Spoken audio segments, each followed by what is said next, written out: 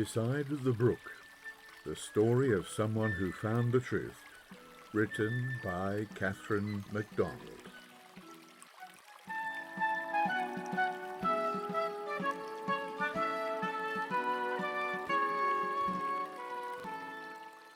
Beside the Brook, Chapter 16, Someone Seeks a Shepherd. A man paced up and down the railway platform of a country junction. From his bearing he appeared to be either tired or impatient. His thoughts seemed not to be concerned with present matters, for as he walked his eyes followed the horizon line with its gentle wooded hills, and lingered on it as he swung round carelessly on his heel when he could go no further. Nearly a year now I've been wandering in this country since I landed, and perhaps I am no nearer to finding him. But still there's hope. He stifled the fear that the father he had not seen for 25 years might be dead. No, I won't believe he's gone. Wherever I've traced him, I've been told that he was well and hearty, but like a will-o'-the-wisp he has always departed. I hope this is the last lap of the search. I've done everything I can think of. Let's see. It was 2 years ago that he was at Salisbury. I'll scour the farms everywhere south of that as I've done around other parts. I'm determined to find him. So rapt was he in thought that he did not notice the passing of the time, and when a general bustle and a shrill whistle amid a crescendo of hissing steam announced the arrival of his train, he gripped his case and ran for it. Before it glided out, he found himself opposite a big, prosperous-looking man, who was evidently a farmer, and not many minutes elapsed before they were engaged in conversation. "Country looks well," said John Grey, nodding his head towards the passing landscape where winter operations were in progress. Tractors were busy ploughing the brown slopes, and engines driving threshing machines in yards. Farming is improving in the old country. "What are you comparing it with?" asked the farmer bluntly. "Have you been abroad lately?" "I happen to have a sheep farm in Australia," said the other man.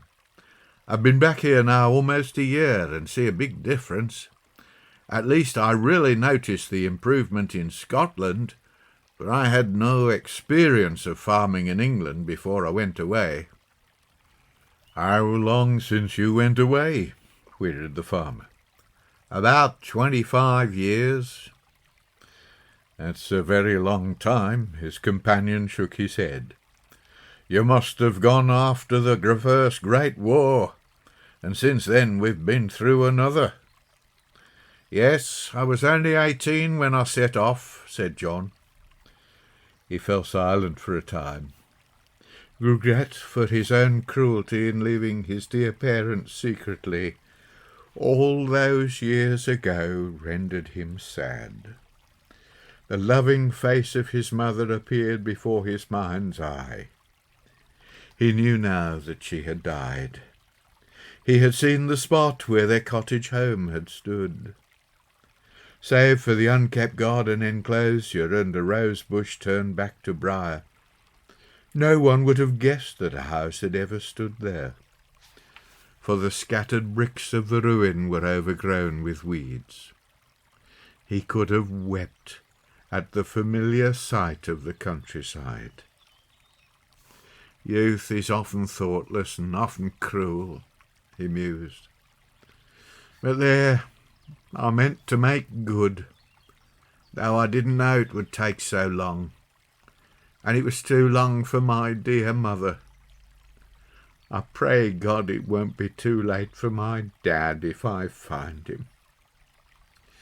Standing by the tottering gate of the old home, he had understood why the letters he had sent during recent years had never been delivered. The farmer opposite spoke again. "So you're a sheep farmer? Ah, Your country lends itself to that. Mine is mixed farming. I don't often leave the farm either, but I'm on business and I grudge this jaunt. Trains aren't in my line either. Rather get about in the car, only the big end went. What's the extent of your range? Roughly 6 square miles, replied John Gray. Whoa, exclaimed his companion. But I've had to work mighty hard, and I didn't go with the intention of sheep farming at all. And how's the farm being managed if you're taking a year off in the old country? Oh, I have reliable men, but even if I hadn't, I should have come all the same. What's the idea? Asked the farmer. I'm looking for my dad, said John. I left the country without letting the old folk know, and this is the first real chance I've had to get back, though I've tried to get in touch of late years. Any luck? No, none, so I came. The home in Scotland is gone. I found my mother's grave in the kirkyard, but my dad went south about 10 years ago, I learned from the folk. I've been from place to place following up clues, a disappointing quest. Folks confused him with one and the other. My dad apparently kept to himself, and in a little while he'll be off somewhere else. What was he doing wandering about like that? Asked the farmer. He used to be a shepherd, but he broke all the home ties and came to England as a drover. How far have you traced him? Asked his companion. I believe as far as Salisbury, said the other. I haunted the market there for a while and got talking with farmers and countrymen. One or two I spoke to remembered someone who answered to his description, but they didn't know his name. Said he might have got into the employment of a farmer living down the New Forest way. His companion became interested. I'm not so far away from those parts myself, he said, just over the Dorset border. I know a number of farmers living round there. Do you happen to have the names of any? A ray of hope shot through John's heart. I've collected such a lot of information, he replied. A deal of it useless, I fear. He produced a fat notebook from his wallet and looked up the latest entries. Robbins, Breamore. Farmer Coombs, Vermwood. Farmer Wilmot. His fellow traveller laid a hand on his arm. I know Farmer Wilmot, he said. He comes regularly to Salisbury Market. Saw him less than a month ago. And come to think of it, he slapped his thigh as though to reprove himself for not remembering before. He was only talking to me last time about a singular sort of old chap he had had for some time, a shepherd or something, invaluable with animals. I didn't take much notice at the time, and have forgotten about it since, till your talk reminded me. You're not just imagining this? Asked John.